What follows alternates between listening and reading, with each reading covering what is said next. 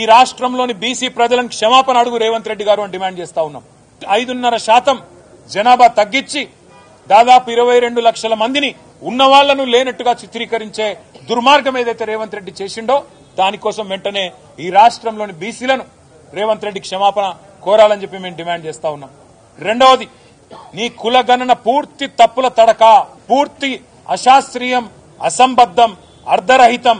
ఈ మాట మేం మాత్రమే కాదు, రాష్ట్రంలోని బీసీ సంఘాలు అంటున్నాయి.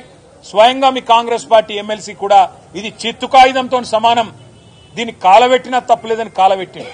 అందుకే మేం బీఆర్ఎస్ పార్టీగా డిమాండ్ చేస్తున్నాం, వెంటనే రీసర్వేకి ఆదేశించు. 15 రోజుల నెల రోజుల తీసుకొని వెంటనే రీసర్వేకి ఆదేశించి సరైన లెక్కలు తేల్చండి.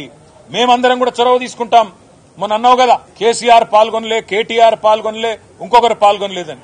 మాకు మీరేం చెప్పినారు మీ కులగణనప్పుడు? మొదలు మీరు చెప్పింది ఏంది? స్వచ్ఛందంగా ఎవరు ముందుకొస్తే వాళ్ళు రండి, ఇచ్చేది ఏంటి అన్నావు. అయినా నాకు తెలియక అడుగుతా, కుంటి సాకులు అడగడం కాదు, కుంటి సాకులు ఎత్తకడం కాదు. కేసీఆర్ గారి ఎలక్షన్ అఫిడవిట్ నీ దగ్గరనే ఉంది, నా ఎలక్షన్ అఫిడవిట్ నీ దగ్గరనే ఉంది. నువ్వు ఎవరో పేర్లు చెప్పినావో వాళ్ళందరి ఎలక్షన్ అఫిడవిట్లు నీ కాడనే ఉన్నాయి. అయినప్పటికీ నీకు అంత బాధ ఉంటే మళ్లీ రీసర్వే పెట్టు. మేమందరం కూడా, ఎందుకంటే మా బీసీలకు అన్యాయం జరిగినప్పుడు మేం కూడా, ఎందుకంటే నీకు సాకులు వెతకడానికి అవకాశం ఇయ్యొద్దు కాబట్టి అందరం పాల్గొంటాం. అందరం కూడా నువ్వు కోరిన అన్ని వివరాలు ఇస్తాం.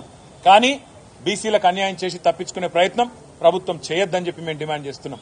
రీసర్వేకి ఆదేశించడంతో పాటు 42% రిజర్వేషన్ అని చెప్పి బీసీ డిక్లరేషన్లో ఏ మాట అయితే చెప్పినవో ఆ మాట ఖచ్చితంగా నిలబెట్టుకోవాలి. మొన్న నువ్వు అసెంబ్లీ పిలిచినప్పుడు మేము అనుకున్నాం చట్టబద్దత కల్పిస్తావేమో, 42% రిజర్వేషన్ బిల్లు తెస్తావేమో అనుకున్నాం. నువ్వు బిల్లు తేలే, కేవలం సొల్లు మాత్రమే తెచ్చినావు. ఓ స్టేట్మెంట్ అని చెప్పి పట్టుకొచ్చినావు, ఏదో నిమిషం చదివినట్టు చేసినావు, అవతల పడ్డావు.